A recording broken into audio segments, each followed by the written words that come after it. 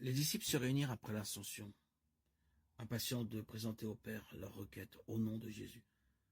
Respectueusement prosternés dans l'attitude de la prière, ils répétèrent ces paroles. « Ce que vous demanderez au Père, il vous le donnera en mon nom. Demandez et vous recevrez afin que votre joie soit parfaite. » Jean 16, 23-24. Après l'ascension du Christ, avec une pleine assurance, ils s'écrièrent « Christ est mort, bien plus, il est ressuscité, il est à la droite de Dieu. Il intercède pour nous. » Romains 8, 34.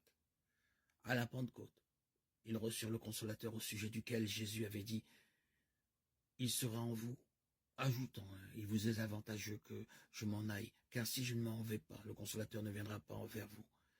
Mais si je m'en vais, je vous l'enverrai. » Jean 14, 17. Jean 16, 7. À partir de ce moment, Jésus allait demeurer à toujours par son esprit dans le cœur de ses disciples.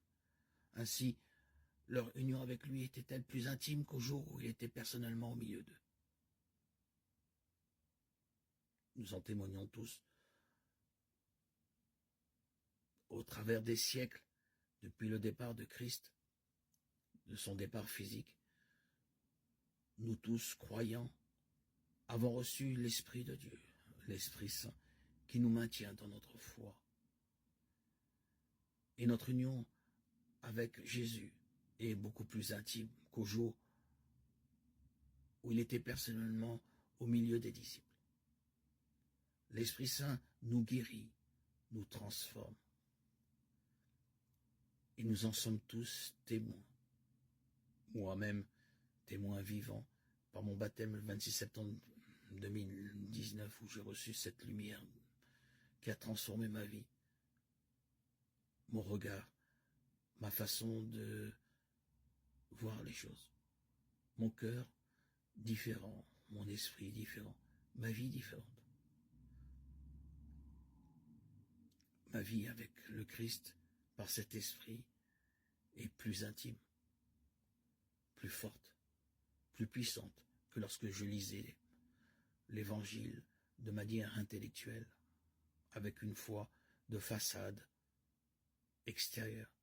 L'Esprit Saint m'a saisi, a saisi mon cœur et a pris toute ma vie. Je suis la propriété du Christ et j'en suis tellement heureux.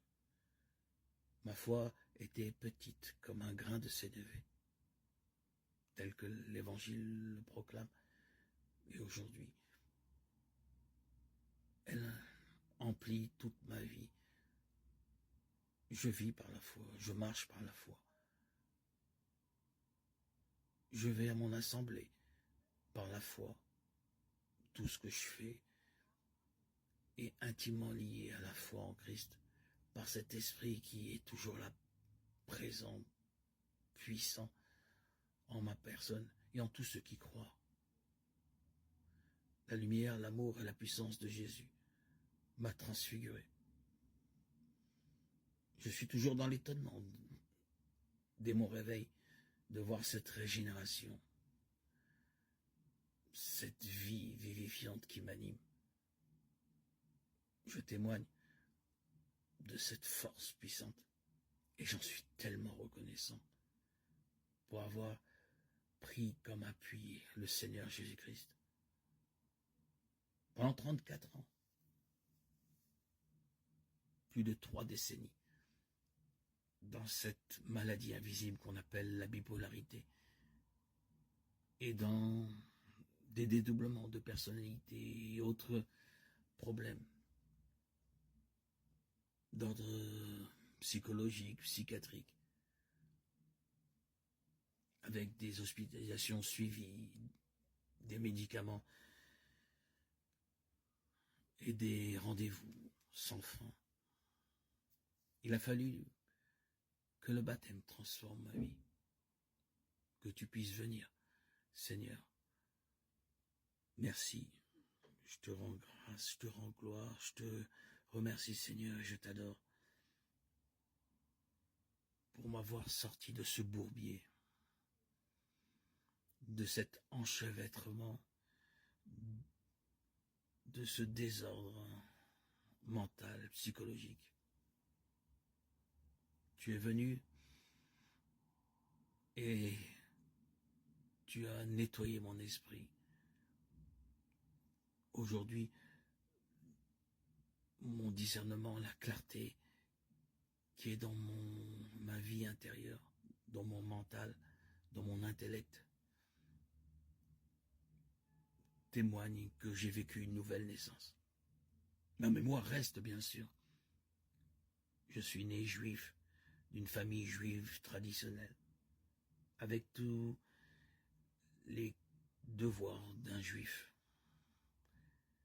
Mais aujourd'hui, comme dit saint Paul, il n'y a ni juif, ni grec, ni esclave. Je suis ta propriété, Seigneur Jésus, et j'en suis tellement heureux. Merci, Seigneur,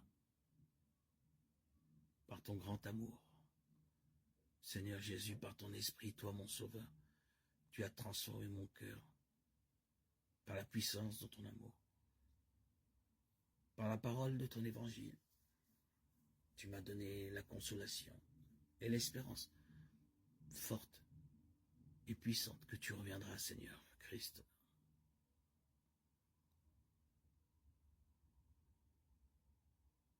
Merci, mon Dieu, pour toutes tes bontés envers moi et envers tous ceux qui ont placé leur confiance et leur foi en toi.